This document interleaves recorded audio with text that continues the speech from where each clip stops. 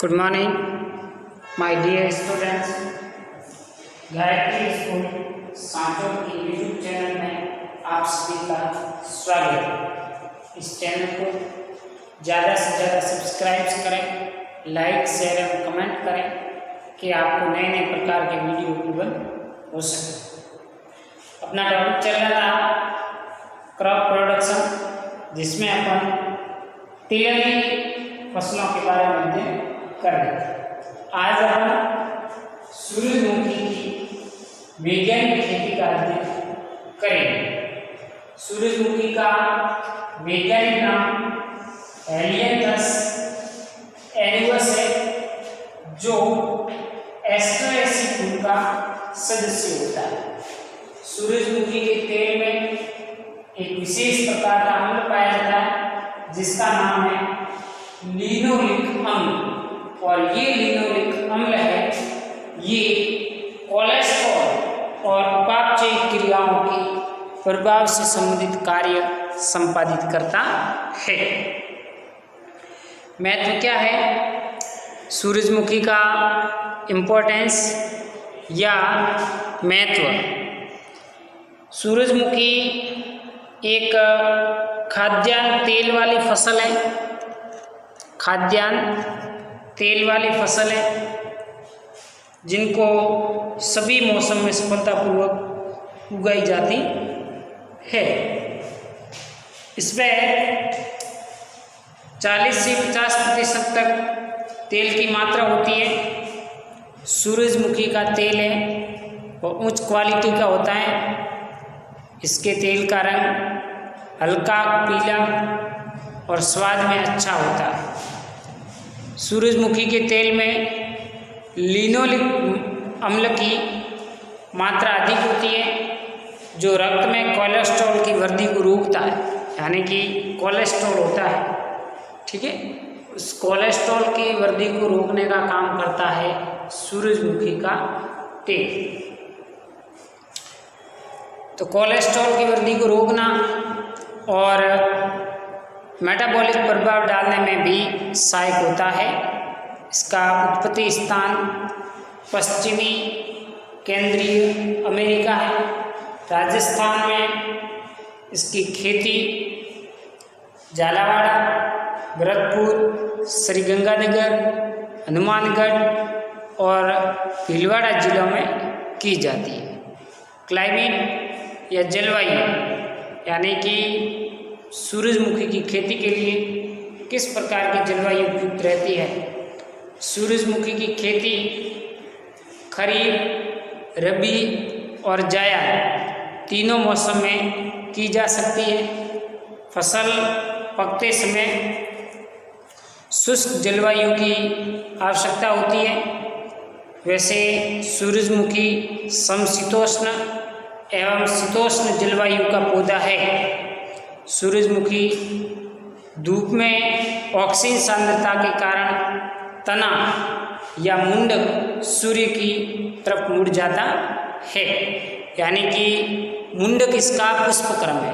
जो सूरजमुखी का पुष्पक्रम होता है वो होता है मुंडक। और जो इसका फूल है, तो आपने नाम सुना होगा, ऐसी धारणा भी है कि सूरजमुखी का फूल है वो सूर्य के साथ साथ चलता है, इसलिए इसको कहते हैं सूरजमुखी। ऐसा कुछ भी नहीं है, ऐसी धारणा वगैरह कुछ भी नहीं है। इसमें क्या होता है, ऑक्सीजन एक हार्मोन है। क्या है, ऑक्सीजन एक हार्मोन है और उस ऑक्सीजन की सांद्रता है उस तने पर क्या हो जाती है, अधिक, जिसके कारण जैसे जैसे सूर्योदय से सूर्यास्त की ओर जैसे सूरज जाता है तो सूरज के साथ साथ इसका पुष्प है वो इस तरफ है, क्या होता है, मुड़ता रहता है। किसके कारण, ऑक्सीजन प्रकार का एक होता है प्लांट ग्रोथ रेगुलेटर, उसके कारण। शीत ऋतु में कम तापमान के कारण फसल लगभग 130 दिन में परिपक्व होती है, जबकि खरीफ के मौसम में उच्च तापमान के कारण 80 से 90 दिन में परिपक्व हो जाती है। तो तापमान का भी इसके ऊपर प्रभाव पड़ता है। यदि शीत ऋतु होगी तो ये एसडीपी पादप के रूप में काम करती है। खरीफ गर्मियों में बोते हैं तो उस समय ये लॉन्ग डे प्लांट के रूप में भी कार्य संपादित कर सकती है। फूल बनते समय, बीज बनते समय लंबे समय तक बादल छाए रहना, आर्द्रता रहना, जिसके कारण इसकी उपज में कमी आ जाती है तथा रोग एवं कीटों का भी प्रकोप ज़्यादा होता है। इसलिए इनकी फसल की वृद्धि, विकास और बढ़वार के लिए एकदम साफ मौसम चाहिए। मृदा एवं खेत की तैयारी। सूरजमुखी की खेती के लिए अम्लीय एवं क्षारीय भूमि को छोड़कर सभी प्रकार की भूमि में इसकी खेती की जा सकती है, लेकिन दोमट मृदा है वो अच्छी रहती है, जिसका पीएच मान 6.5 से 8.5 तक होता है। खेत की तैयारी। खेत तैयारी में ग्रीष्म ऋतु में यदि आप फसल बोते हैं तो रबी की फसल कटने के बाद पलेवा कर एक जुताई मिट्टी पलटने वाले हल से तथा 2 से 3 जुताई देसी हल या कल्टीवेटर से करके मिट्टी को भुरभुरा बना लेते हैं। पाटा चलाकर नमी संरक्षित कर लेते हैं और अंकुरण के समय इसमें पर्याप्त नमी रहनी चाहिए। लास्ट जुताई जब आप कर रहे होते हैं उस समय प्रति Hector 25 kilogram methyl parathion 25 kilogram methyl parathion 2% भूमि में आप मिला देने से फायदा होता है। उन्नतशील किस्में BSH1, CO5, DRSH1, HSFH 848, EC 68415, KBSH1, MSM, एमसन रिकॉर्ड, मार्डन, सूर्या, TAS 82 जैसे उन्नतशील किस्मों का प्रयोग कर सकते हैं।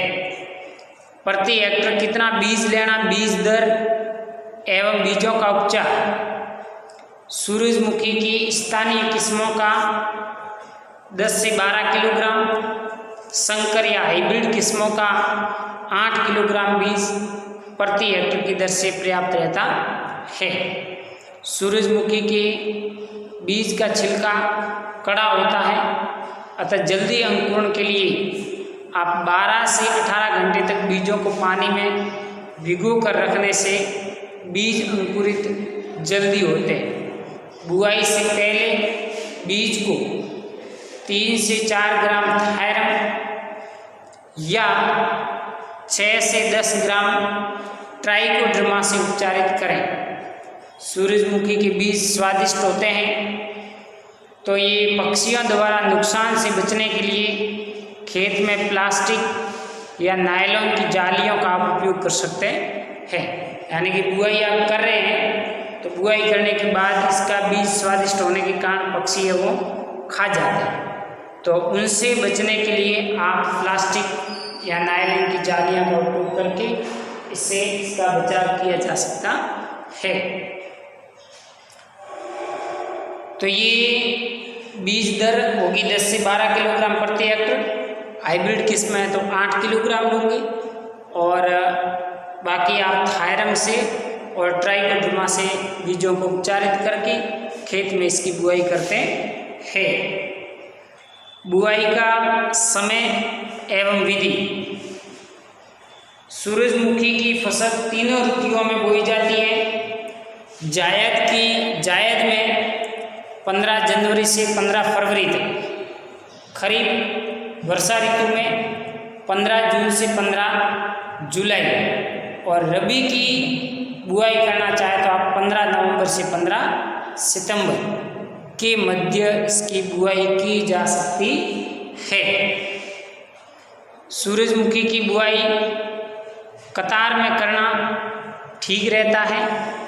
कतार से कतार के बीच की दूरी 40 से 60 सेंटीमीटर, पौधे से पौधे के बीच की दूरी 20 से 30 सेंटीमीटर और गहराई 4 से 5 सेंटीमीटर रख करके खेत में इसकी बुआई करते हैं।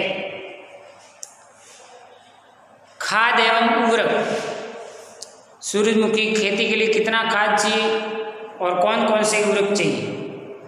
बुआई से 4 सप्ताह पहले प्रति हेक्टर की दर से 10 टन गोबर की सड़ी हुई खाद मिट्टी में मिला दें। बुआई के समय प्रति Hector 100 kilogram SSP single super phosphate, 80 kilogram muriate of potash, 60 से 100 किलोग्राम यूरिया का आप प्रयोग कर सकते हैं। प्रथम सिंचाई के बाद 60 से 100 किलोग्राम यूरिया पुनः आप छिड़काव कर सकते हैं। तो इस प्रकार से बुआई के समय 300 किलोग्राम एसएसपी, 80 किलोग्राम एमओपी और 65 से 100 किलोग्राम यूरिया का प्रयोग करें प्रति हेक्टर की दर से। और जैसे ही आपने खेत में पहली सिंचाई कर ली, उनके बाद 60 से 100 किलोग्राम यूरिया का पुनः छिड़काव कर सकते हैं। सिंचाई इरिगेशन। सूरजमुखी में सिंचाई फसल की बुआई के समय पर निर्भर करती है, यानी कि आपने कब फसल की बुआई की।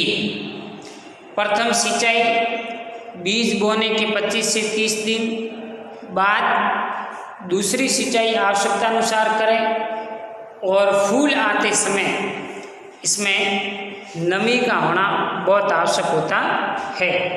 और फूल आना इस फसल की एक क्रांतिक अवस्था मानी जाती है। तो इस समय आप इनका है वो सिंचाई कर सकते हैं। सिंचाई के बाद खरपतवार का नियंत्रण। पहली निराई गुड़ाई बीज बोने के 25 से 30 दिन बाद, दूसरी निराई गुड़ाई 40 से 50 दिन बाद फूल आने से पहले कर लेनी चाहिए। जब सूरजमुखी का फूल बड़ा होने के कारण पौधे से गिरने का यदि डर रहता है, तो 20-30 दिन बाद यूरिया देते समय पौधे पर 10 से 15 सेंटीमीटर मिट्टी चढ़ा देनी चाहिए।